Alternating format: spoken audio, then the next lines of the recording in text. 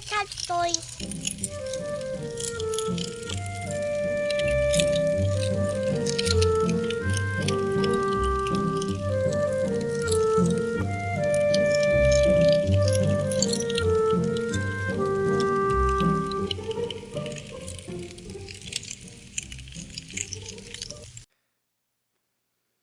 Hi guys, welcome. If you don't have your nightcap ready, now's the time to go ahead and get that done. Welcome to a new segment we call Bedtime Stories with Joey D. Good thing nobody shares this with me. So go ahead and get your nightcap ready and join us on an adventurous story about a black racist. If you can imagine such a thing, they do exist. Nothing makes a grown man ready for bed like a nice glass of Coke and rum.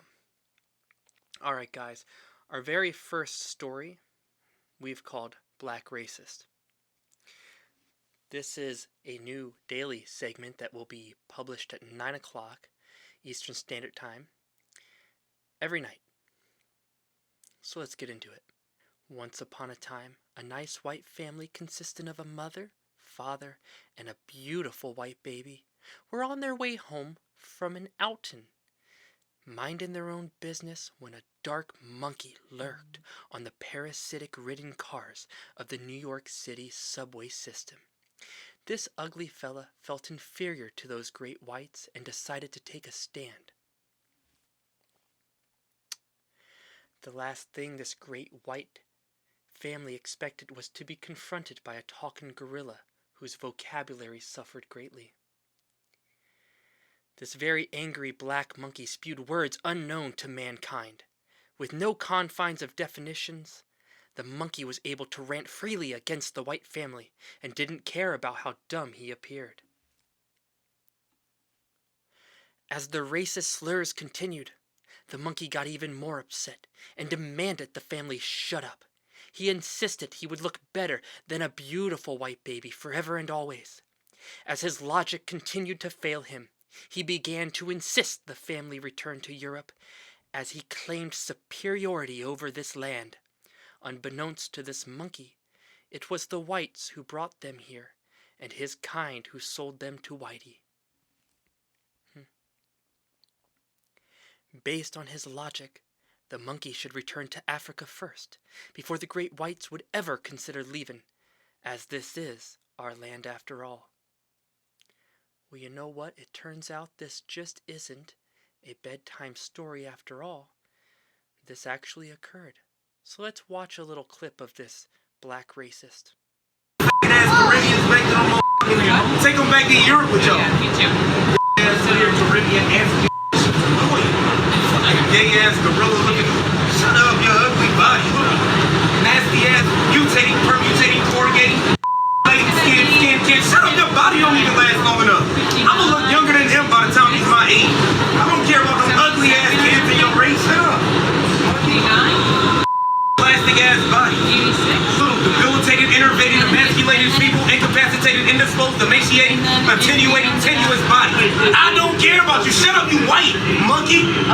You a dog in this country. You dog. You're nothing over here. You are a dog. Shut up. I'm black American. I'm over. Wow.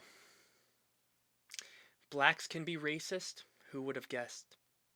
You know, it's mind-blowing to assume that blacks cannot be racist against whites, and they do whiteface all the time. I don't mind it. I think it's kind of funny. And I think that the fact that we've taken comedy away from life is exactly why it's so miserable. Let's laugh at each other. Let's have fun. Let's go back to that. Blacks laugh at whites, whites laugh at blacks, same for Hispanics and Asians. We all have nature within our race that's kind of funny, right? Regardless of your color, or whether you're devoid of color such as white. So I think we need to bring back comedy. I think we need to loosen up a little bit. Let's not be so stiff. Let's not be so hateful. Let's have a little bit of fun with life. We're only here for a short time. And for this man, this very ugly individual, and I don't mean ugly physically, I mean ugly in a much deeper sense, a philosophical sense, a soul sense. His soul is ugly. It's terrible. And this is exactly what is wrong with this world. We have people like him who are trolling around, who think it's okay. And I'm not just saying blacks. No, it's whites too. There are too many people who stroll around and they have this hatred that's fueled inside of them by the conglomerate media institutions. But you know what? This is going around the internet like wildfire, and as it should, and I hope it receives the appropriate response, because this individual deserves to be put in his place. And I'm surprised, slightly surprised, not terribly surprised, that the father didn't stand up and throat punch him. But you want to know why he didn't? Because they were in New York City, where even if the white is being harassed by the black man and retaliated, well, the white man would find himself in prison. Why the black, more than likely, murderer, and that Target bag was probably not paid for, nor the contents inside,